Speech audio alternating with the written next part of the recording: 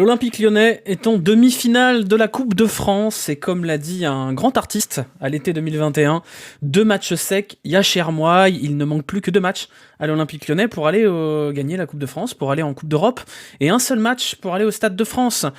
Donc peut-être qu'on se retrouvera bientôt au Stade de France tous ensemble pour rêver d'un titre, un titre que n'a pas connu l'Olympique Lyonnais depuis 2012, donc ça fait plus de 11 ans que l'Olympique Lyonnais n'a pas décroché de titre, puisqu'on va évidemment pas compter le Zebio Cup, l'Emirates Cup, la je sais pas quoi Cup. L'Olympique Lyonnais est en demi-finale et c'est l'information principale qu'il va falloir retenir, même si on a vu globalement un bon match de l'Olympique Lyonnais aujourd'hui, un bon match avec ses trous d'air habituels. On a eu 20 premières minutes un petit peu tristounettes. On a eu une fin de match un petit peu chaotique, on n'a pas été aidé par les entrants qui n'ont pas forcément fait beaucoup de bien, mais on va débriefer ensemble ce match-là. Je vous ai mis un petit fond de sonore pour ceux qui sont sur Twitch. T'es sévère, on a gagné la MDR l'an dernier. Oui, bon, d'accord. L'arbitrage que j'ai pas trouvé trop nul. On en parlera après, même si c'est totalement anecdotique. Il y a des choses à dire sur ce match, à commencer par la prise de pouvoir de la jeunesse lyonnaise. On va faire d'abord un petit résumé du match pour ceux qui l'ont peut-être pas vu, ceux qui n'avaient pas la chance de profiter des commentaires de Fabien Lévesque et de Djibril Cissé. L'Olympique Lyonnais qui est arrivé assez rapidement à obtenir un avantage de 2 buts grâce à Bradley Barcola puis à Jeffinho, auteur d'une très bonne première période. On développera après pourquoi il n'y en a pas eu de seconde. Avant de baisser un peu de rythme en seconde période, d'encaisser un but que l'on qualifiera poliment d'évitable, puis de faire un petit caca culotte pour terminer. L'Olympique Lyonnais qui aurait pu plier le match à plusieurs reprises, mais malheureusement il y avait en pointe un certain Moussa Dembélé dont on va parler après, parce que on n'est pas sur de la maladresse, là on est sur un problème d'attitude au global et on va en parler même si c'est anecdotique. Dans l'absolu, l'Olympique Lyonnais qui a perdu Jeffinho sur blessure, ça va être problématique, on va en parler après parce que c'est très Olympique Lyonnais dans l'idée. Les commentateurs de l'homme se suicider. Oui, bah c'est France Télé les amis. Donc voilà, victoire 2-1 contre une équipe de Grenoble relativement faible. On va tout tempérer ce soir ou ce matin pour ceux qui regardent sur YouTube. D'ailleurs, pensez à lâcher des petits pouces, ça fait toujours plaisir, et des petits commentaires, ça me fait toujours plaisir, et ça pousse les débriefs dans les algos. Ça marche bien, on est passé au-dessus des 6000 sur le dernier débrief, donc merci à vous. L'Olympique Lyonnais, oui, on va tout tempérer sur le fait que c'est quand même Grenoble en face. Voilà, donc désolé les gars de casser un peu l'ambiance, on va casser l'ambiance puis ensuite on va être un peu content, mais ça reste Grenoble. C'est une victoire 2-1 contre Grenoble, une équipe de Ligue 2, l'Olympique Lyonnais a châté au tirage, les choses sérieuses arriveront plus tard, même si c'est très positif d'avoir pu disposer de Grenoble sans trop de soucis, mais on va regarder tout de suite immédiatement les stats pour voir que l'enthousiasme doit quand même être tempéré. On est sur un Olympique Lyonnais qui a dominé la possession comme d'habitude, merci Thomas pour l'abonnement, mais qui a encore une fois eu un match assez équilibré en termes d'occasion et de tir. Alors cet équilibre au niveau des stats est principalement dû au fait que Grenoble a poussé très très fort pendant 20 minutes en fin de match, et aurait pu même égaliser, tout simplement. À un moment donné on s'est dit, bon, on va la voir notre séance de tir au but. On va la voir. Mais finalement, non. Finalement, ça a tenu. 17 tirs à 16, 7 tirs cadrés à 5. On est sur un match qui, même s'il l'a pas vraiment été dans le déroulement complet de la rencontre, a été finalement assez équilibré en termes d'occasion de but. Et c'est quand même à noter dans le positif qu'on va dire que l'OL n'a pas outrageusement dominé une équipe de Grenoble relativement faible dans l'absolu. Il y a eu 20 premières minutes de jeu un petit peu tristoun. Vraiment la grosse sieste sur les 20 premières minutes de jeu de cette rencontre. Il s'est rien passé. C'était soporifique avant que Jeffinho vienne nous mettre un petit peu le bordel là-dedans. Et notamment aussi Nicolas Tagliafico, auteur de 2 passes décisives ce soir. Ce sera à noter quand on en parlera au niveau des notes plus tard. La prise de pouvoir de l'OL, des jeunes, pourquoi ? Parce qu'on avait au coup d'envoi de cette rencontre uniquement 2-3 joueurs qui avaient plus de 25 ans, si je dis pas de bêtises, Anthony Lopez, Dejan Lovren et Nicolas Tagliafico. Sinon c'était que des bébés. On avait Amin Sarr, on avait Jeffinho, on avait Ryan Cherki, on a eu le droit de voir Momo Elarouche à cause de la sortie de Bradley Barcola. En fait c'est un match assez paradoxal parce qu'on a eu des victoires de l'Olympique Lyonnais ces dernières semaines où on était là genre ouais, là c'est quand même une victoire où dans les faits c'est un peu mouais quand même, parce que c'est une victoire pas arrachée parce que c'est quand même mérité, mais une victoire pas forcément folle contre une équipe de Grenoble assez faible, mais on a quand même quelques motifs de satisfaction, notamment 2 à mon sens. La première, c'est qu'on a vu des joueurs qui étaient capables de faire des choses intéressantes avec le ballon, et j'ai vu des commentaires disant oh, c'est Grenoble en face. Oui, c'est peut-être Grenoble en face, bien sûr, mais c'est pas souvent qu'on voit l'Olympique Lyonnais jouer au foot, et on a eu cette fameuse occasion de but, je crois aux alentours de la 35e minute, en une touche de balle, avec des petites têtes par-ci par-là, qui auraient pu terminer par un des buts de la saison de l'Olympique Lyonnais, si la tête de Bradley Barcola n'avait pas été arrêtée par le gardien grenoblois. Bon, on n'a pas vu ça tout le temps, très souvent, du côté de l'Olympique Lyonnais, donc on prend le positif là où on peut le prendre. Je répète beaucoup, Grenoble assez faible quand même. Bah oui, désolé les gars. Hein. Désolé, vous êtes une équipe de Ligue 2, mes chers amis. Mais qu'est-ce que vous foutez là? Qu'est-ce qu'ils foutent là, même décentralisé? Mais vous aimez pas le foot? Laissez-moi tranquille. Pour Tagliafico, quelqu'un sait pourquoi il est sorti? Je pense que c'est pour le préserver quand même, parce que Tagliafico, c'est un joueur qui a un historique d'être assez fragile physiquement. Il y avait 2-0 à la mi-temps, c'était peut-être pas forcément nécessaire de pousser outre mesure. Étonnamment, c'est les changements à la mi-temps qui cassent la dynamique, et puis après, plus rien.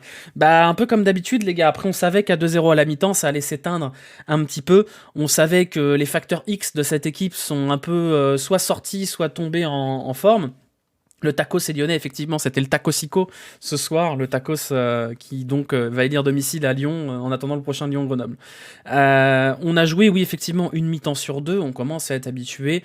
On aurait pu se priver de ce caca-culotte dans la fin de match, déjà parce qu'Anthony Lopez a permis à l'OL de sauver un peu les meubles, là où on était tous à peu près sûrs qu'on allait prendre le 2-1, et ensuite, sur ce but très évitable de Maxence Cacré qui remet en profondeur pour Sbaï, qui dribble Lopez et qui permet à Grenoble de revenir à 2-1. On a eu chaud quand même, hein. On a eu chaud. On a eu assez chaud quand même contre une équipe de Grenoble qui aurait dû être une équipe plus facilement disposable que ça. J'ai noté pas mal de choses sur mon petit carnet là, voilà, il est toujours là comme d'habitude. J'ai noté, et je vais commencer par la fin, des joueurs qui prennent du plaisir. Et je pense que c'est le deuxième enseignement de cette rencontre, c'est que même si tout n'a pas été parfait et que défensivement ça a souvent été un peu laborieux, j'ai eu le sentiment d'avoir des joueurs qui ont envie de jouer ensemble et qui sont contents de jouer ensemble. Notamment Jeffinho, qui a fait forte impression sur la mi-temps qu'il a joué, notamment même Ryan Cherki, qui n'a pas été formidable ce soir, même loin de là. Il y a eu quand même des connexions intéressantes avec certains de ses coéquipiers autour. Maxence Cacré a été excellent, Bradley Barcola a été très bon une nouvelle fois. J'ai eu le sentiment quand même qu'on avait des joueurs qui étaient contents d'être là, et ça paraît débile comme ça, hein, parce que heureusement qu'ils sont contents d'être là au salaire où ils sont payés, mais merci Saïm pour le renouvellement de ton prime.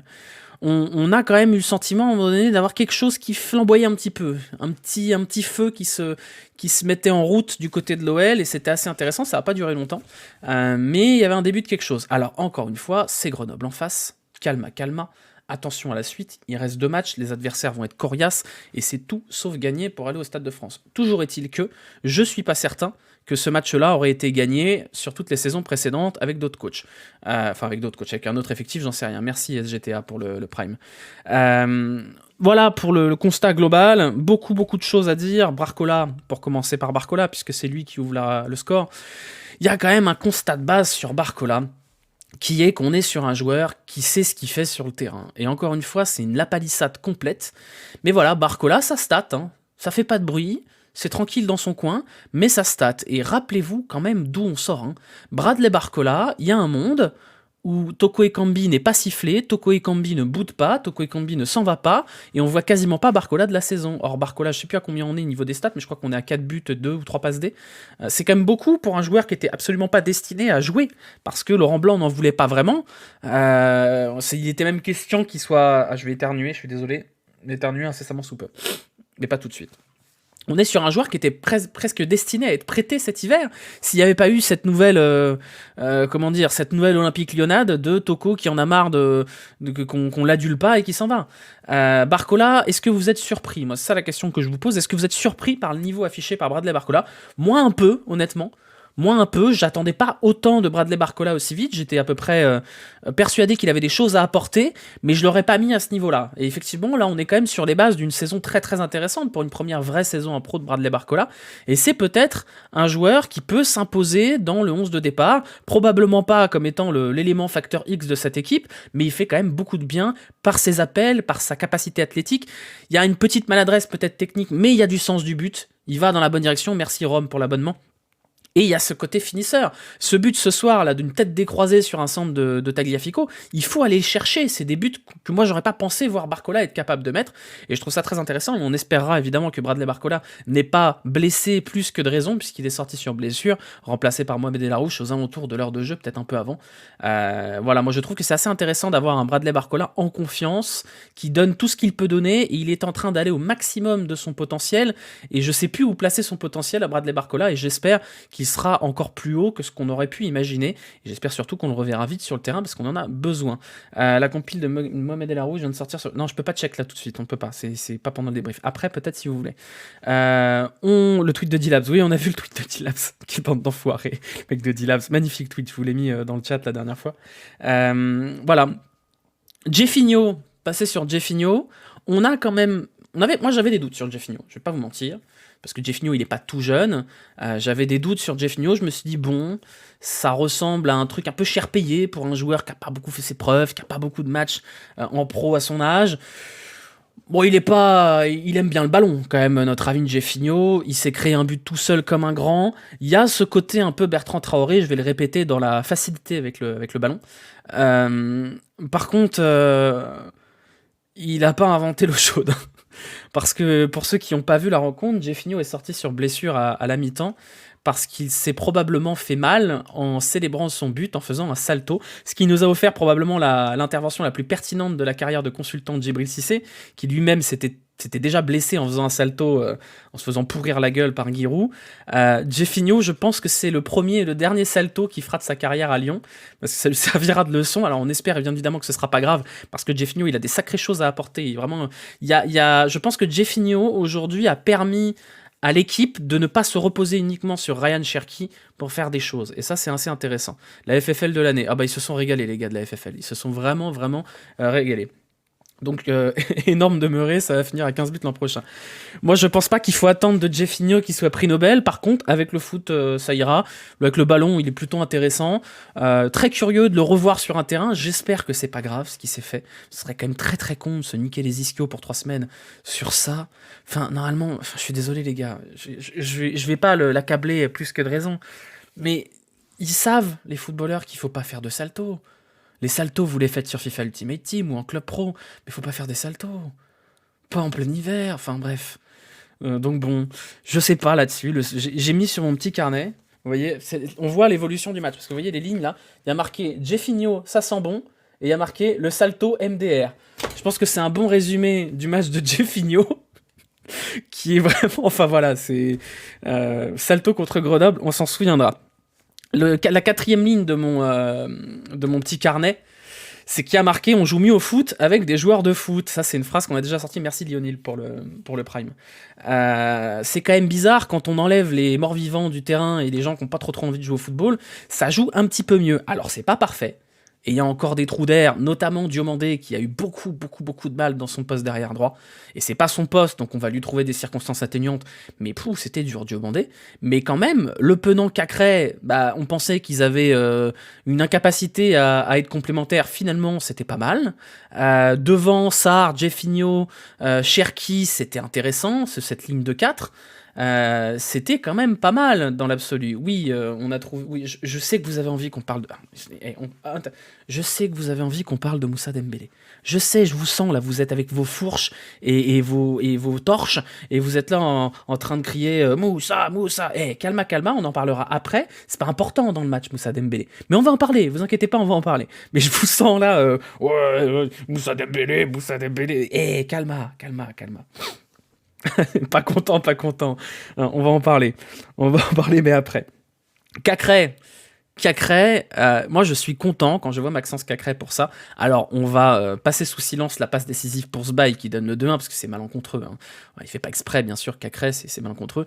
Le reste de son match est quand même de très très grande qualité et même si sa première période était pas ouf avec ballon, il y a quand même cette activité sans ballon, ce côté chien fou, ce côté troisième poumon qu'on avait un peu perdu pendant quelques mois et qu'on a retrouvé. Et il y a surtout ce Cacré qui est capable de voir la dernière passe. On lui a beaucoup reproché ces derniers mois, en tout cas sur la fin d'année dernière, de ne pas savoir trouver la solution quand il arrive dans les 30 ou 40 derniers mètres. Là, on a vu quand même beaucoup de passes très intéressantes.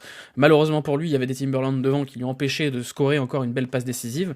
Mais très intéressant ce milieu à 2 entre Cacré et Le Penant. Je suis très curieux de voir la suite. Alors on verra face à une opposition peut-être un peu plus compliquée que Grenoble, qui n'était pas vraiment venu là pour jouer, pour prendre le ballon. Faudra voir si ce milieu à 2, Cacré Le Penant, est capable de faire de grandes choses contre une opposition physique peut-être un peu plus puissante, une opposition qui va peut-être plus les faire courir, je ne sais pas. En tout cas, aujourd'hui, c'était très satisfaisant. La passe pour Sarr, magnifique. Ouais, ça manque quand même d'intensité physique. Mais je suis pas si d'accord avec ça. Je suis pas si d'accord avec ça. Oui, Le Penant manque encore un petit peu de calcium, mais ça va venir et ça s'améliore au fil du temps. Mais Cacré, ça va.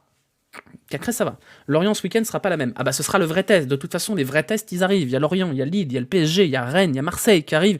Là, ça va être la zone de vérité, les gars. Hein. On va savoir. De toute façon, c'est pas compliqué. Soit l'Olympique Lyonnais est capable de hausser son niveau et d'aller jouer les concurrents directs avec brio et avec panache. Auquel cas, on peut éventuellement rêver d'une 5e place et peut-être même du 4e. Qui sait si vraiment, on a très envie de rêver.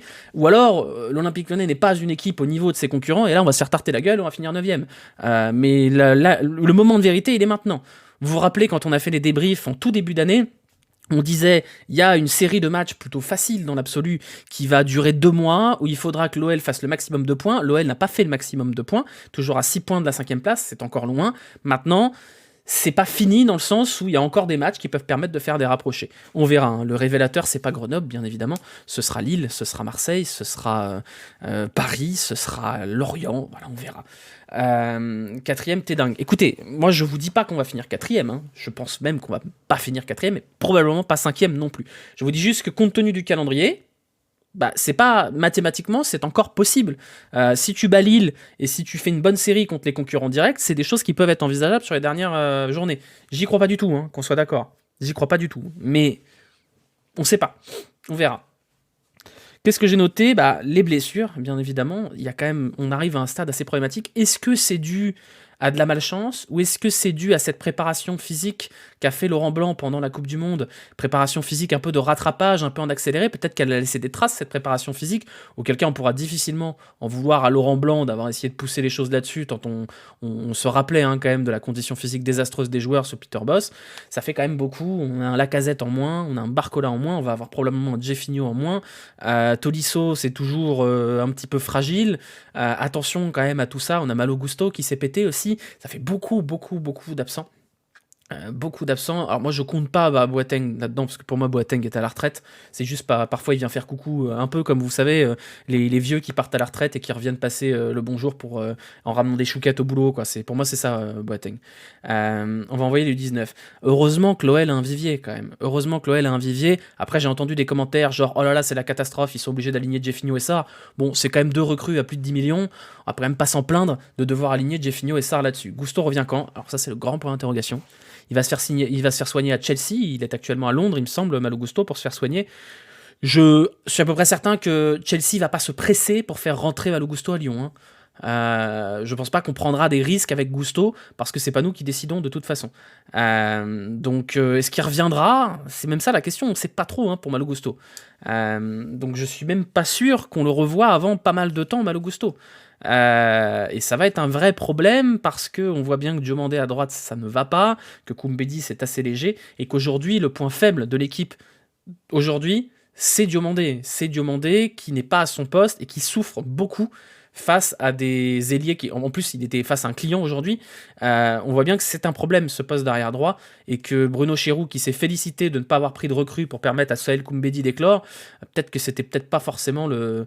Non, on paye pas le prêt de Gusto, non, bien sûr que non. C'est Dembélé bordel. Non mais Dembélé il fait pas partie des titulaires, vous pouvez pas dire que Dembélé est le plus mauvais aujourd'hui, même si c'est son entrée désastreuse. Koumbedi se passe quoi ? Je ne sais pas. Dans ma tête il était blessé mais il l'est peut-être pas. Vous jouerez Mbappé attaquant gauche. C'est-à-dire qu'à un moment donné, si Malo Gusto est pas de retour quand on va jouer Paris, et c'est Diomandé en face de Mbappé, j'ai peur. J'ai très peur. Donc on va voir. Qu'est-ce que j'ai noté ? Bah évidemment quand même, on a un truc important à noter, c'est la première vraie prestation de Momo El Harouche, et il va falloir en parler de Momo El Harouche parce qu'on a entendu des choses dans la presse de la part de Laurent Blanc qui nous expliquait que c'était dur pour un garçon de petite taille avec l'intensité physique de la Ligue 1. Il se trouve que les duels de Momo El Harouche, il a eu 3 duels, il en a remporté 2. Il tient sur ses pattes quand même, hein, et c'est difficile d'aller lui chercher le ballon dans les pieds.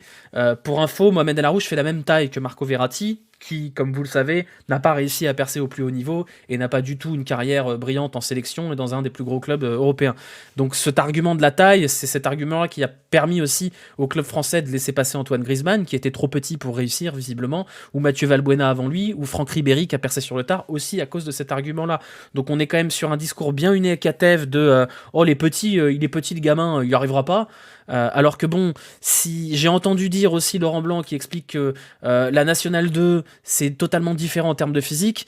Je sais pas si Laurent Blanc regarde beaucoup de matchs de National 2, mais National 2 c'est extrêmement physique quand même, c'est quasiment que physique même. Donc je pense que quand même la National 2 est un très bon élément de prépa pour l'intensité physique de la Ligue 1, bien évidemment pas au niveau de la Ligue 1. Mais je trouve que pour une rentrée peut-être un peu anticipée de Momo El Harouche, c'est plutôt bien débrouillé face à des joueurs qui sont certes des joueurs de Ligue 2, mais Grenoble mettait une intensité physique quand même assez intéressante aussi. Messi, parfait exemple. Alors, on va pas comparer Mohamed El Harouche à Messi pour des raisons évidentes, mais être de petite taille dans le foot aujourd'hui ne présage pas du tout du fait d'être incapable de peser physiquement. On entendait les mêmes arguments sur Maxence Cacré au moment où il a été lancé dans l'équipe première.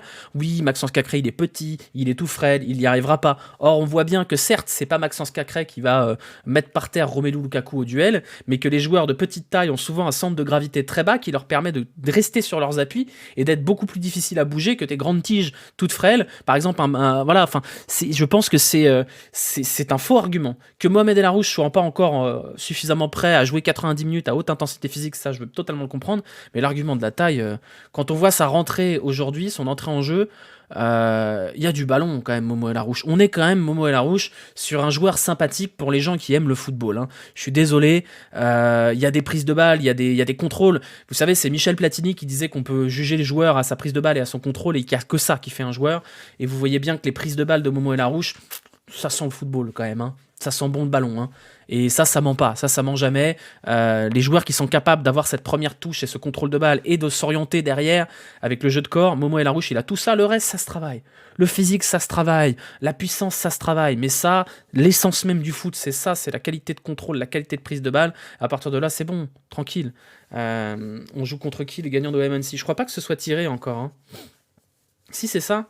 Il y a un tirage encore, non? Ou tout est tiré, je sais pas. Non, il y a un tirage demain. Non, c'est jeudi, c'est pas demain, c'est jeudi. Qu'est-ce que j'ai noté encore? J'ai noté Cherki, que j'ai trouvé pas bon. Voilà, faut dire les choses. Cherki, il est pas bon ce soir. Il a pas mal d'opportunités de faire la bonne passe ou la bonne action, et je trouve Cherki pas bon ce soir. Ses derniers matchs sont pas terribles, il n'est pas décisif comme il devrait l'être, et ce match-là, il y avait la place pour Cherki pour aller peut-être mettre un but, une petite passe D. Il y a beaucoup... Moi, j'ai un problème avec le Cherki des derniers matchs, et vous savez que j'adore Cherki. Vous savez que j'adore Cherki, et que quand il faut se palucher sur Cherki, je me paluche. Mais il y a un problème dans les duels, Cherki. Il perd énormément de duels. Et c'est un vrai problème parce que c'est en l'absence de Lacazette, qui lui est capable de gagner beaucoup de duels, c'est lui le point d'appui de l'équipe, c'est Cherki. Et Cherki est pas capable de faire ce que fait Lacazette, à gagner des duels, notamment dos au but, et il en a perdu beaucoup. Il est retombé dans ses travers de vouloir tout le temps éliminer, et ça le grandit pas. Et malheureusement, je suis un peu déçu de la prestation de Cherki ce soir. Trop de 1v1 à arrêter. Non mais, oui, c'est vrai que je suis un peu dur en disant qu'il était mauvais. Je l'ai trouvé pas suffisamment impactant par rapport à ce qu'il devrait faire dans un match comme ça, face à une opposition prenable, où normalement sa qualité doit lui permettre de finir avec au moins un but ou une passe D. C'est quoi l'image en fond? Vous savez ce que c'est l'image en fond, c'est le prochain sujet. C'est le prochain sujet, c'est le dernier sujet du débrief au global, si vous savez ce que c'est. Pour moi, alors, pour terminer sur Cherki, pour moi, c'est pas un match suffisant de Cherki. Si vous vous satisfaisez d'un match de Cherki comme ça, c'est que vous sous-estimez ce qu'il est capable de faire. Moi, je suis pas satisfait quand je vois ce match de Cherki, et je pense qu'on doit pas l'être, on doit attendre davantage encore. Allez, vous l'avez voulu, on va attaquer le sujet que vous attendez tous, Moussa Dembélé. Et on l'aborde en dernier parce que je préfère insister, c'est pas important, Moussa Dembélé. On s'en fout. C'est pas lui qui fait gagner le match, c'est pas lui qui fait perdre le match puisqu'on n'a pas perdu le match. Mais oui, il faut en parler. Il faut en parler parce que au-delà de la maladresse, moi je suis prêt à pardonner la maladresse de Moussa Dembélé parce qu'il est pas dans son assiette, il est pas bon, c'est pas grave. Mais ça là, cette action là que vous avez derrière moi, alors je vais m'effacer totalement pour que vous puissiez voir cette action. Vous voyez Cherki qui pète un plomb. Cherki qui pète un plomb parce que vous avez cette trajectoire de balle là ici. La balle elle passe devant l'attaquant et si Moussa Dembélé ici là, j'ai l'impression d'être Evelyne Delia, prend la profondeur là, par là là. Il y a but. Bon, en tout cas, il y a face à face. Mais il s'arrête de courir. Mais pourquoi? Pourquoi il s'arrête de courir? Mais c'est très grave. Et après, il y a une action. Après, il y a une action où il est un peu plus bas sur le terrain. Il doit être par là, là. Par là, par ici. Et en haut, tout seul, il y a Elarouche. Et il balance une saucisse. Elle est partie dans le grand large à Dessine Charpieu. Mais c'est pas possible. Mais en fait, moi, j'en veux même plus à Dembélé quand je vois ça, vous voyez? Parce que c'est pas nouveau. Hein. J'en veux même plus à Dembélé, j'en veux à Laurent Blanc. Ça sert à quoi? À quoi ça sert? Mais mettez-nous ces coups, les gars, mettez-nous n'importe qui d'autre. Mettez-nous un jeune, ce sera pas pire. Et au moins, le jeune, il sera là l'an prochain, ça pourra le bonifier, ça pourra, je sais pas, lui trouver des portes de sortie dans un autre club, j'en sais rien. Mais à quoi ça sert de faire rentrer Dembélé? En plus, il se fait siffler parce qu'il est nul et qu'il n'a pas la bonne attitude. À quoi ça sert? À quoi ça sert? C'est ça, je suis d'accord avec ce que tu dis, le prince, c'est un abandon de poste. Ce non-appel là sur cette passe-là, c'est un abandon de poste. C'est vraiment genre, oh non, flemme. Et ça, pour le coup, c'est assez grave quand même. Enfin, je veux dire, tout le monde est capable de le voir. Il a fait putain. Vous imaginez quand même, Cherki, il a 19 ans. Parce que là, vous le voyez, Cherki, non, c'est de l'autre côté, là. Vous le voyez ici, là. Là, Cherki. Il fait comme ça, et après, il s'étale par terre, les bras en croix. Mais c'est à se fracasser la tête contre le mur. Je pense que Cherki, il avait envie de se fracasser la tête contre le mur. Et c'est très grave. Pour moi, c'est très grave, cette attitude-là. Et continuer à donner du temps de jeu à Moussa Dembélé, qui clairement, n'est plus au niveau, 2, on n'a rien à foutre. Donc voilà, enfin... c'est... Je sais pas. Alors, je suis pas OK spécialement avec les sifflets, parce que c'est vrai que ça sert à rien. Mais je comprends que les gens au stade pètent un plomb. Je comprends, merci Kabilo pour le Prime. Je comprends que ça sert à rien de siffler alors qu'on gagne et que c'est anecdotique. Effectivement, pour moi, ça sert à rien. Mais je pense pas que ce soit rendre service à Dembélé. Ça sert à quoi? De toute façon, soit il a déjà son club, soit il va galérer pour l'avoir son club. Bref, c'est pire ça va faire pire que Marcelo. Moi, je pense que c'est pas lui rendre service et c'est pas rendre service au club sur le long terme, parce que certes, il y a pas un vivier dingue au poste d'avant-centre au niveau du centre de formation. On sait pas si, enfin, il y a pas de Benzema en puissance, quoi, pour l'instant. Mais je pense que ce serait pas mal de donner du temps de jeu aux jeunes dans ces cas-là, parce que 1, ça pourra pas être pire, 2, ça enverra un bon signal aux jeunes du centre de formation, et 3, ça évitera d'avoir envie de s'arracher les cheveux. Parce que si c'est un jeune du centre qui fait de la merde comme ça, bah, au moins tu le recadres, et basta, quoi. Guiri revient, bref. Le comportement sur la passe de Cherki, ça se siffle. Je suis assez d'accord avec ça. Mais bon, après, moi je suis toujours d'avis que si on peut éviter de siffler un joueur qui n'a pas d'impact sur la rencontre, on siffle pas. Maintenant, je dis ça, mais j'ai sifflé Rachid Ghezal parce qu'il voulait partir libre. J'ai sifflé Claudio Beauvu parce que c'était Claudio Beauvu. Donc je peux comprendre des sifflets. Il fait pas un pressing du match alors qu'il rentre à la mi-temps. Ouais, il y a un problème d'attitude globalement avec Moussa Dembélé, mais encore une fois, est-ce que c'est vraiment un sujet? Parce que Moussa Dembélé, dans 2 mois, on n'en parle plus, c'est fini, adieu, à bientôt, et advienne que pourra, quoi. Maintenant, je comprends pas l'intérêt de faire ça, quoi, de donner du temps de jeu à Moussa Dembélé. Je comprends bien que la profondeur de banc soit pas folle, et qu'il n'y a pas 1000 solutions, mais les solutions, tu peux te les donner aussi, donc... T'as fait des belles vidéos sur Rachid Ghezal. Oui, c'est vrai, je fais des belles vidéos. Dans 4 mois, non, dans 3 mois, la saison est terminée. Ah mais non, ça se termine fin mai, cette année. Ah oui, ça se termine fin mai, pardon. Sarr invisible sur le match. Alors Sarr a fait un match un peu en demi-teinte. J'ai du mal à juger le match de Lamine Sarr. Je l'ai trouvé par moments intéressant dans un espèce de semi-rôle de pivot, mais je ne l'ai pas trouvé très très intéressant dans ses appels en profondeur et ses prises de balles. J'ai un peu de mal à juger le match de Sarr. Je le trouve un petit peu neutre dans ce match-là, mais c'est toujours un peu pareil. C'est-à-dire que de ce qu'on voit d'Amine Sarr, c'est un côté il y a ce côté, ouais, ça peut être intéressant, il y a des qualités intéressantes, et de l'autre côté, des trucs où tu te dis, ouais, j'ai vu un tweet qui était un peu dur je sais plus qui a fait ce tweet. Je crois que c'est Hugo Hélin qui a dit j'ai du mal à me convaincre qu'il n'y a pas 2 Amin Sarr dans chaque centre de formation de France. Alors c'est un peu sale, hein, dit comme ça, mais disons que il faut Amin Sarr, il n'est pas encore suffisamment affiné et pas fini comme joueur pour qu'on puisse juger définitivement de ce qu'il vaut. On verra, il doit encore progresser sur pas mal d'aspects. Moi, je pense qu'il y a quelque chose d'intéressant chez Amin Sarr, mais je suis encore un peu frustré. Je suis encore un peu frustré. Sarr, je suis désolé, mais les gars est 100% capable de faire ça. On verra. En fait, je pense qu'il n'y a pas de comparaison, il n'y a pas d'élément de comparaison avec Amin Sarr dans son profil. On va voir. De toute façon, la réponse, elle va être vite vue, hein, puisque la Casette va revenir incessamment sous peu. Il faudra voir qui en fera les frais. On va espérer que Jeffinho soit pas blessé, parce que du coup, on se retrouve quand même avec des problèmes de riche en attaque, une fois que l'Olympique Lyonnais aura récupéré tous ses joueurs, puisqu'on aura 3 postes, peut-être 4 si on reste sur ce 4-2-3-1, mais si on enlève le poste de Cherki qui semble normalement pas bouger, on aura 3 postes pour Barcola, Lacazette, Sarr, Jeffinho. C'est voilà, il y en aura un des 4 qui va sortir. L'avantage de Sarr, c'est qu'il est versatile.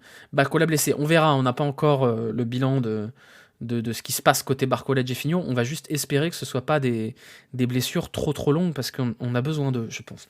Toko qui revient en été. Non, mais il n'y a pas que Toko qui revient cet été. On a déjà fait un point mercato, les gars. Cet été, les joueurs qui reviennent cet été. Alors, on va commencer par les gentils.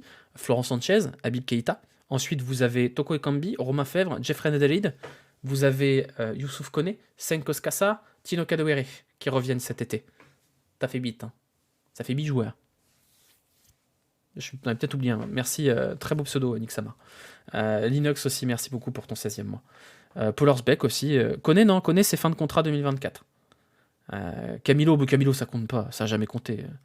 J'espère que Le Penant ne s'est pas blessé aussi. Non, Le Penant, je pense que c'est un coup. Ça avait pas l'air d'être autre chose qu'un coup, sinon il aurait pas. Ah oui, les frissons dans le dos, la liste. Ouais, le retour de. Je sais pas ce qu'on va faire avec cette liste de. On a un minivan entier de joueurs à balancer par-dessus bord, quand même, hein. Enfin, vous avez vu, on va sortir un peu du spectre de la Coupe de France. Vous avez vu quand même que Jeffrey Nadalid est trop limite pour jouer à 3, quand même. C'est terrible quand même. On est sur plusieurs recrutements. Si vous faites le total, Tino Kadewere c'est 15 millions, Toko Ekambi c'est 15 millions, Romain Fèvre c'est 18 millions, Jeffrey Nadalid c'est 25 millions. Ça en fait beaucoup des millions quand même, hein. Ça en fait vraiment beaucoup. C'est compliqué, sachant qu'on a très peu de réseau de vente, effectivement, comme tu dis, Lloyds, ça va être compliqué. Bref, ne parlons pas de malheur, parlons de bonheur. L'Olympique Lyonnais est en demi-finale, le tirage ce sera jeudi. Parmi les adversaires potentiels de l'OL, on va faire un petit peu l'état des lieux, hein, de qui s'affrontera demain. Nous aurons soit Nantes ou Lens, soit Toulouse ou Rodez, soit Marseille ou Annecy. Donc si on respecte la hiérarchie des clubs, ce sera probablement soit Toulouse, soit Marseille, soit Lens, même si Nantes, il y a ce petit côté coupe. On va dire que ce sera Nantes-Lens, Marseille ou Toulouse. Donc on a quand même, Toulouse, Nantes, ça peut être prenable. Lens et Marseille, un peu plus compliqué. Il faut juste pas qu'on prenne Marseille en demi, parce que je pense que le Marseille actuel nous tarte en bonne et due forme. Maintenant, on verra. Rodez, Toulouse c'est chaud. Bah, Toulouse c'est une belle équipe. Mais Toulouse a ses défauts aussi. Vous voyez, ils se sont fait tarter la gueule par Reims. Toulouse c'est une équipe qui est peut-être parfois un peu trop joueuse. Moi j'adore voir jouer Toulouse parce qu'on se fait jamais chier. Il y a des super joueurs de foot. Mais c'est une équipe qui est jeune et assez naïve dans son approche. Un peu comme l'OL, hein, en vrai. Faut absolument jouer à domicile. Ouais, clairement. Lens, vu de la forme du moment, je pense que ce soit pas si mauvais de les tirer. En vrai, c'est surtout pas Marseille. Surtout pas Marseille et surtout pas au Vélodrome. Parce qu'une finale Lyon-Marseille, ça a de la gueule. Et sur un match sec au Stade de France, on ne sait pas. Par contre, j'ai beaucoup de mal à croire qu'on soit capable d'aller gagner au Vélodrome, là, dans la configuration actuelle, contre cet OM-là. En tout cas, avec l'état des troupes actuelles. Allez, Annecy. Oui, bah écoutez, demain, on encouragera Rodez, on encouragera Annecy, on encouragera Nantes. Qu'est-ce que vous voulez que je vous dise? D'ici un mois, beaucoup de choses peuvent changer. Oui, pas de bouteille. Bon, vous avez vu qu'il y a eu des beaux projectiles aussi qui ont été balancés sur les joueurs parisiens le week-end dernier. Mais bon, apparemment, c'est qu'à Lyon que ça pose problème. Ça se jouera quand la demi? Alors, je ne sais pas. Je crois que ça se joue dans 2 semaines, si je dis pas de bêtises. Je sais plus, il faudrait que je vérifie, j'ai pas l'info exactement. Surtout pas à l'extérieur. Non, il faut absolument qu'on n'aille pas jouer au Vélodrome. Après le reste, début avril. Début avril, donc c'est dans un mois. D'accord, dans un mois. 5 avril, me dit-on. 5 avril. Un mot pour Nabil. Ouais, ce sera peut-être le mot de la fin avant de passer aux notes. Nabil Fekir qui s'est encore pété, malheureusement. Et ça peut être la blessure de trop pour Nabil Fekir. Donc vraiment très triste parce que c'est quand même un mec qui a réussi à être un joueur majeur de 2 gros clubs européens. Parce que le Betis Séville n'est pas un petit club non plus. Et c'est quand même très triste pour Nabil Fekir que son corps le lâche à tel point. Je veux dire, c'était devenu un joueur majeur du Betis et peut-être même un joueur majeur de Liga qui aurait pu rêver à une suite de carrière peut-être encore plus belle, et ça risque d'être compliqué pour lui. Voilà, il aurait été champion du monde, ouais, un peu comme Umtiti, et le corps lâche, et c'est vraiment très triste. Moi, ça me rend très triste parce que j'ai adoré Nabil Fekir, je l'ai aimé comme j'ai rarement aimé un joueur de foot, et ça me fout le cafard. Voilà, on va passer aux notes, si vous le voulez bien. Alors attendez, il faut juste que je sorte le paint, et on va s'y mettre tout de suite. Alors, avant de faire le paint, je m'excuse, je referai plus un faux terrain. Voilà, pardon, j'ai fait un terrain avec l'outil carré, je ferai plus un terrain avec l'outil carré. J'ai vu que vous étiez très choqués. Vous avez fait un signalement pharos pour mon terrain de tricher. Et ben on va refaire les terrains à la main, comme d'habitude. Et vous n'allez pas être déçus parce que ce terrain, il est absolument dégueulasse. Hop. Et je force pas le trait, hein. Là j'ai vraiment fait de mon mieux. J'ai vraiment fait de mon mieux. Hop. Ça va vraiment... Vous savez qu'au début, je voulais demander à un graphiste de me faire un beau terrain avec des portraits des joueurs, un peu comme sur le Libero il y a quelques années. Mais au final, on va rester comme ça. Hein. On va rester comme ça. Combien le terrain? Quelle note vous mettez au terrain, là? Il est comment, mon terrain, là? 9 sur 10? Oh, ouais, vous êtes gentil, quand même. Le rond central est mieux que d'habitude. C'est vrai que le rond central est pas mal. Franchement. Il est pas mal. Bon, alors, sur le terrain, nous avions Anthony Lopez. Nous avions Sinali Diomandé, côté droit. Nous avions Dejan Lovren, Castello, Lukeba. Attendez, il y avait Lukeba? Pas vu Lukeba. Tagliafico. Le Penant. Caqueret. Barcola. Non, Barcola était à gauche. Non, je suis n'importe quoi, Barcola était à droite. Bon, c'est pas grave, on s'en fout. Cherki. Jeff.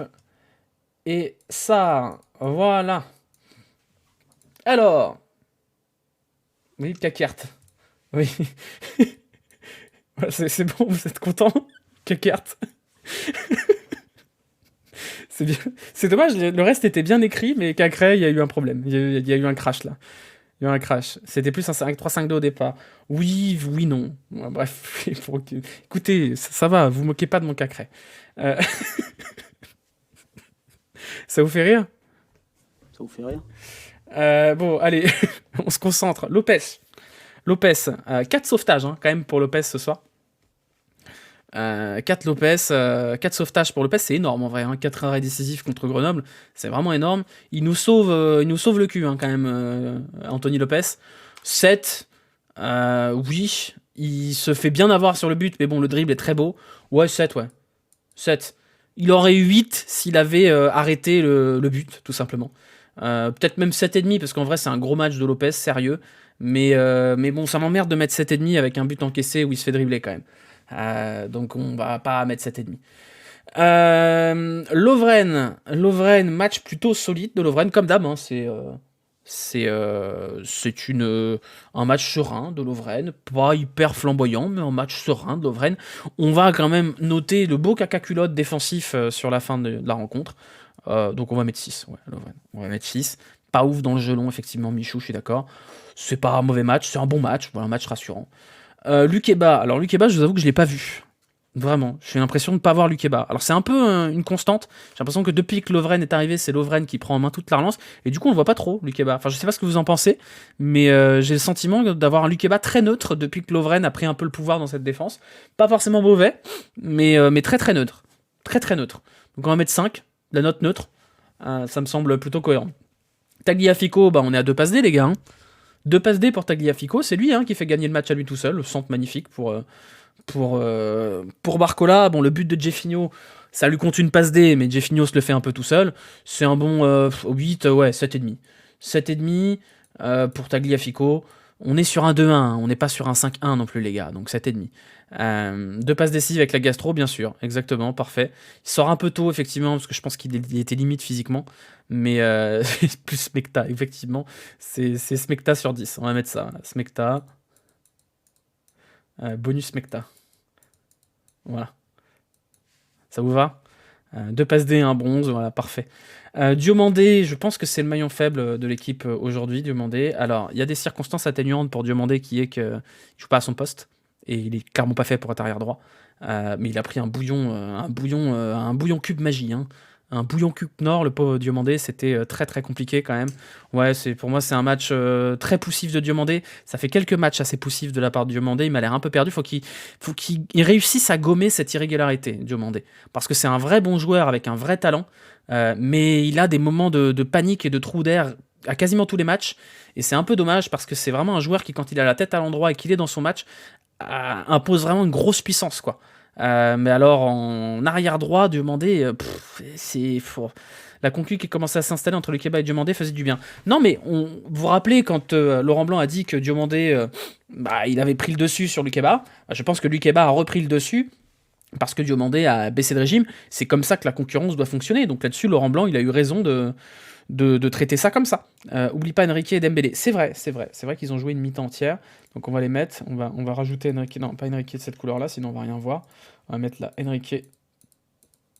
À qui on va mettre un 5 bien tassé, parce que j'ai rien vu d'Enrique, honnêtement. Et ici, on a Dembélé. C'est vrai que Dembélé, on n'en a pas parlé, mais il joue une mi-temps entière quand même. Hein. Il joue une mi-temps entière. On va en parler après. Calmez-vous. Je vous vois dans le chat. Calmez-vous. Arrêtez avec vos notes. Calmez-vous. C'est après, Dembélé. C'est après. Vous êtes malades. Et vous êtes des malades. C'est la Révolution française, là. Vous êtes sortis dans les rues avec les fourches. Calmez-vous. Et Larouche, il a pas joué une mi-temps entière. Donc on va pas noter Larouche. On va en parler, mais on va pas le noter. Le Penant Cacré, ça a été un très bon duo au milieu de terrain. Très très bon duo, vraiment physiquement impressionnant les deux. Cacré, première mi-temps peut-être un peu poussive au tout début avec le ballon, puis ensuite ça s'est beaucoup amélioré. Les deux, à mon avis, méritent bien un petit 6, un petit 6,5. On va mettre le Penant, on va lui mettre 6,5. Cacré, on va lui mettre 7. Ça me semble plutôt logique. Manque un peu de pelota. Non, moi j'ai trouvé là, c'était pas mal. Voilà, 6,5, 7. On est sur une victoire de 1, hein, faut pas l'oublier quand même les gars. Hein. Faut pas l'oublier. Hein. Effectivement, Cacré fait une erreur sur le but, mais est-ce qu'on peut vraiment... Enfin, je veux dire, c'est pas de sa faute, quoi. C'est une maladresse, c'est pas une passe en retrait qu'il appuie mal à son gardien. C'est pas de bol, quoi. Le tac sur le Penant, c'est un rouge que fait la VAR. On en parlera après, si vous voulez, mais effectivement, Stéphanie Frappard a pas été bonne, parce qu'en vrai, ce que fait Moussa Dembélé sur le gardien grenoblois, ça vaut au moins un jaune aussi. Mais visiblement, pas de carton ce soir. Il y a eu un seul carton jaune, alors qu'on a vu des beaux gestes de merde, quand même. Hein. Le Penant a été meilleur que Cacré. Je suis pas d'accord. Ça a été en vrai Frappard. Bof. C'est rouge, hein, en vrai. Le Penant, il était aveugle, il y a quelques passes perdues. Le Penant, il y a quelques petites errances avec le ballon, mais c'est un bon match quand même de Le Penant. Note de Blanc, on note pas Laurent Blanc. Après, en vrai, si on devait noter Laurent Blanc, et on va finir après les notes quand même, c'est pas un mauvais match de Laurent Blanc. Il y a eu de l'animation, il y a eu des bons choix d'hommes. C'est pas de sa faute, malheureusement, à Laurent Blanc. Si Jeffinho fait un salto et si Tagliafico fait caca liquide, hein, c'est pas son problème. Mais c'est pas un mauvais match dans l'absolu. Les choix, après, on a eu 20 minutes un peu désastreuses quand même. Hein. On passe à la ligne offensive. Cherki, match un peu triste de Cherki. Alors, c'est pas un mauvais match. Hein. J'ai peut-être été un petit peu dans l'abus. C'est pas un match catastrophique, cataclysmique de Cherki. Mais c'est un peu décevant. Hein. C'est un peu décevant pour Cherki. Vous êtes généreux quand même. Hein. Vous êtes généreux sur Cherki. C'est un match où il termine sans passe D, sans but, où il a eu quand même beaucoup de mauvais choix. Pour moi, je serais plus allé sur un 4 qu'un 5. Et je pense que je vais sur un 4 parce que j'attends beaucoup de Cherki. Mais ouais, il n'est pas aidé, c'est vrai. Donc si vous voulez, on peut être sympa et mettre 5. Dembélé lui vote 2 passes D. C'est vrai, c'est un très bon argument, on va mettre 5 du coup. Mais c'est vrai qu'il a eu quand même des belles actions. Et que ça aurait pu finir avec des stats s'il y avait eu moins de Timberland devant. Jeffinho, je pense que ça a été la révélation de ce match. C'est peut-être pas le meilleur joueur de ce match, parce que c'est Tagliafico le meilleur joueur de ce match. Mais Jeffinho, on n'en attendait pas grand-chose. Et c'est toujours une bonne surprise d'avoir des joueurs comme ça dont on n'attend rien ou pas grand-chose. Et qui sont là genre, oh, dis donc, il est bon ce poulet. Donc du bon poulet, Jeffinho. Du bon poulet, un beau but, des belles actions. Ça aurait pu même faire 2 avec cette frappe enroulée juste avant la mi-temps. Un petit 7 pour Jeffinho. Voilà. C'est bien. Avec un bonus salto, ouais, bonus salto, on va la rajouter. Bonus salto, voilà. Hop. Très beau salto, bonus Djibril Cissé. Blanc qui interdit pas les saltos à Jeff. Bah, je pense que c'est fini maintenant. On va lui mettre un 0.5 pour le salto réussi, parce que c'est quand même un très beau salto, n'en déplaise à sa cheville, ou à sa cuisse. Un petit côté Vinicius, ouais, bah alors Vinicius wish pour l'instant. Mais oui, petit côté Vinicius, ouais. Assez intéressant. 4 sur l'équipe pour Cherki. Bah ouais, je suis plutôt d'accord avec l'équipe là-dessus. Donc voilà, on va changer et on va mettre 4,5 à Cherki. Voilà. Parce que je vous trouve très très généreux avec Cherki. Alors d'habitude, vous êtes les premiers à chier dessus. On va mettre 4,5. Voilà, je change d'avis. Je suis influençable complètement. Je n'ai aucune force de conviction. Attendez, parce qu'en plus j'ai raté mon 5 là. Voilà, là c'est mieux. Bon, il est encore plus raté, c'est pas grave. Barcola, un peu en demi-teinte, parce que je l'ai trouvé quand même assez discret dans l'absolu. Mais putain, qu'est-ce qui pèse, quoi? Qu'est-ce qui pèse sur la rencontre? Qu'est-ce qu'il est intelligent, ce garçon? Moi, j'adore Barcola, parce que c'est un joueur qui joue avec sa tête plus qu'avec ses pieds. Ça veut pas dire qu'il a pas de pieds, mais je le trouve très très intelligent dans ce qu'il fait. Et puis, il y a ces qualités de finisseur, ces qualités de buteur, quoi. Et c'est rare, on n'avait pas vu un mec comme ça à Lyon depuis longtemps, un mec qui est capable de sentir le but. Et c'est pareil, Barcola, hein, je veux dire, où il va nous surprendre, jusqu'où il va monter, jusqu'où il va stater, parce qu'on est sur des belles bases, on est sur 4 buts, 3 passes D, je crois, alors qu'il nous reste encore quelques matchs. Donc je vous rappelle que la première saison de Lacazette en tant que semi-titulaire, c'était 2 buts sur la saison. Donc Barcola est quand même sur des bases assez intéressantes, et je suis très curieux de voir la suite pour Barcola. Encore une fois, ça tient un poil de cul, Barcola. Ça tient à quelques sifflets, ça tient à des caprices de Toko Ekambi. Et c'est souvent comme ça à Lyon, on en avait déjà parlé la dernière fois, les jeunes joueurs qui arrivent à éclore parce qu'il y a des coups du sort qui les emmènent. On dirait une gazelle, ouais, il y a un petit côté virevoltant avec ses grands compas, mais en même temps, il est assez agile. L'impression qu'il peut se faufiler partout, là, on dirait une antilope. J'aime bien Barcola. Il a ce style un peu faussement désarticulé. Que je trouve assez perturbant, je pense, pour les défenseurs. Donc ouais, je pense qu'on va mettre 6,5 à Barcola. Il est aidé par son but, hein, mais je pense qu'on va mettre 6,5 à Barcola. Sarr, je sais pas. Sarr, je sais pas comment le noter. J'ai du mal à me faire un avis sur le match de Sarr. Instinctivement, j'irais mettre 5. Mais je sais pas. J'ai du mal à évaluer le match de Sarr. Je sais pas quoi en penser. Encore une fois, il y a du bon, il y a du moins bon, je sais pas. Vous voyez, même vous, hein, ça aussi entre 3 et 6, je sais pas. Je sais pas. Entre 5 et 5, je sais pas. Il y a un placement qui était bizarre quand même. Toute la seconde période, il a joué dans une zone un peu hybride par là, là. C'est ailier, je sais pas trop ce qu'il a fait. Je sais pas si c'est des consignes. Je mettrais 5, moi. Je mettrais 5 parce qu'il n'y a pas de but et que c'est un match relativement neutre quand même. Il a passé toute la seconde mi-temps à défendre. Ouais, non, mais je sais pas. Un peu paumé sur le terrain. Alors après, il n'a pas été aidé. Hein. Il n'a pas été aidé. Il n'a pas été aidé parce que Amin Sarr, à partir du moment où Moussa Dembélé rentre, je pense qu'Amin Sarr, il sait pas ce qu'il fout là. Et il sait pas où il doit jouer. Et donc voilà, effectivement, non, c'est pas cette zone-là. Il a joué dans cette zone-là après Amin Sarr. Moussa Dembélé, je pense qu'on est sur une des entrées en jeu, une des mi-temps les plus calamiteuses que j'ai vues de la part d'un joueur sous le maillot de l'Olympique Lyonnais depuis très très très longtemps. C'est très grave. C'est lamentable. Et je pense que de toute l'histoire des débriefs, et Dieu sait qu'on en a fait, on n'a jamais mis 0. Et je pense qu'on va mettre 0. Je pense qu'on va mettre 0. Il n'y a rien à en tirer. L'attitude est dégueulasse. Les actions de but, enfin, je veux dire, c'est pas possible. Il n'y a rien, il n'y a vraiment rien, quoi. Et je pense que ouais, c'est le premier 0 qu'on va mettre pour Dembélé. Il a eu combien dans l'équipe, Dembélé? Tiens, puisque vous avez les notes de l'équipe. Il a eu combien? Il a eu 2, j'imagine, 3? Il a eu combien dans l'équipe? 4? Ils ont mis 4? Oh non, mais arrêtez. 4. C'est vrai qu'en plus, il a eu les occasions. Hein. Il a eu les occasions. 0, c'est sévère, il a quand même fait des passes vers l'avant. Même note pour Dembélé et Cherki. Non, mais sérieux. Vous faites une fixette. Ah non, non. Mais peut-être, vous savez quoi? Peut-être qu'on fait une fixette, ouais. Ouais, peut-être qu'on fait une fixette. Et peut-être que c'est injuste, et peut-être que c'est un délit de sale gueule, et peut-être qu'on a juste marre de voir Dembélé sous le maillot de l'OL, et qu'il serait mieux ailleurs. Mais Dembélé, il y a un côté ensemble de son œuvre. Hein. Faut quand même pas oublier qu'on peut pas noter de façon objective, ça n'existe pas. Les notations de façon objective, ça n'existe pas. On note forcément avec le cœur. Quand j'ai envie de mettre 4 à Cherki parce qu'il fait un match moyen, un mec qui fait le même match que Cherki mais dont on attend moins, on le mettra peut-être 5. Et Dembélé, il y a un côté l'ensemble de son œuvre. Il y a cet été où il nous fait des grands discours de Moussa l'économiste avec ses milliards de hashtags pour nous expliquer que les journalistes sont des menteurs parce qu'ils disent qu'il veut partir libre. Puis finalement, il va partir libre. Ensuite, il refuse des offres, même cet hiver, pour aller à Everton parce qu'il a pas envie de jouer le maintien, visiblement. Pour ensuite faire ça, il y a un ensemble. Je suis désolé, c'est l'ensemble de son œuvre aussi. Donc voilà. Remonte ton fond pour qu'il voit pour qu'on met 0. Non. Pour moi, on n'est pas sur un match qui vaut 0. C'est vrai.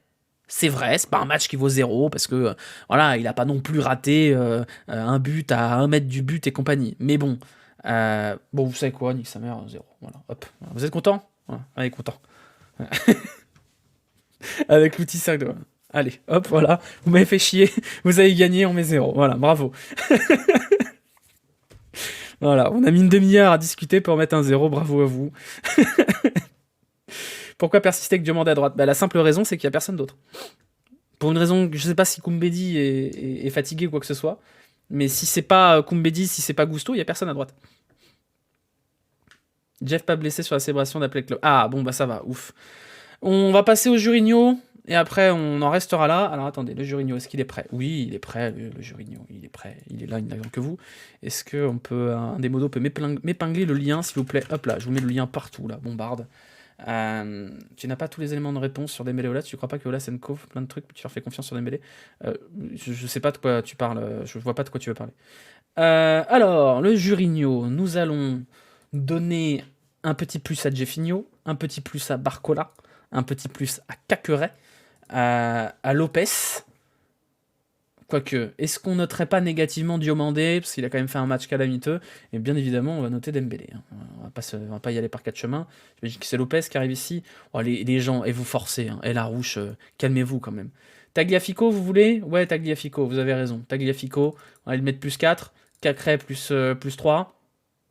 Barcola plus 3, Jeffinho plus 4 et Moussa Dembélé moins 5 bien tassé. Ça me semble pas mal. C'est honnête comme notation?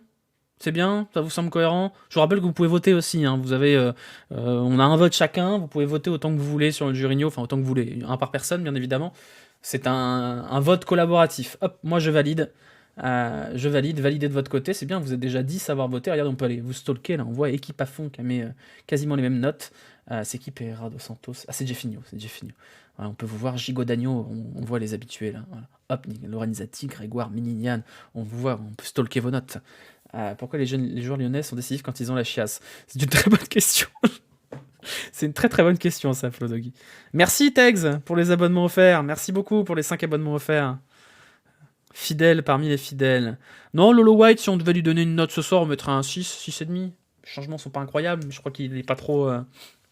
il est pas trop aidé, notre ami Laurent Blanc. Écoutez, on a terminé ce débrief qui aura duré 50 petites minutes, mais ça fait toujours plaisir. Vous étiez très nombreux ce soir, donc merci à vous. On était à plus de 1000 pendant toute la soirée pour un match contre Grenoble, ça fait très très plaisir. Les stats sont super bonnes. Alors attendez, il y a le son de Twitch qui vient de se lancer, excusez-moi.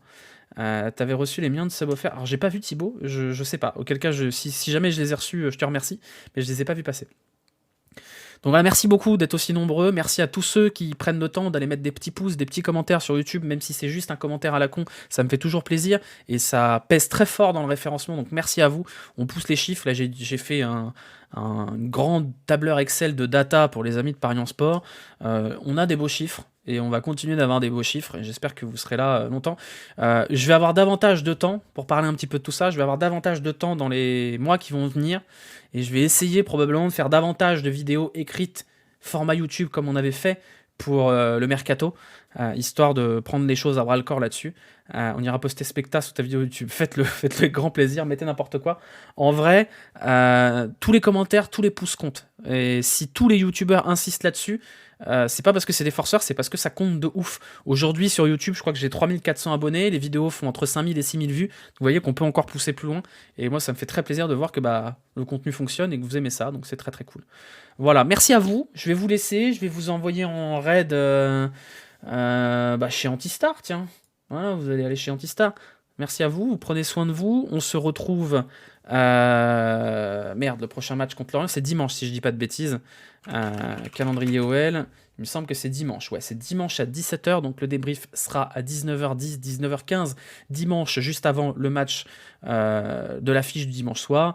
Rendez-vous à ce moment-là, il y aura probablement pas de live entre-temps, à moins que demain je prenne mon stabilisateur et que je vous fasse un live inopiné au Salon de l'Agriculture. C'est envisageable, c'est très peu probable, mais on sait jamais, parce que sachez que j'ai été accrédité au Salon de l'Agriculture en envoyant mon thread Twitter sur la bouffe TikTok. Ça a suffi à être accrédité, mais on verra, c'est pas une certitude.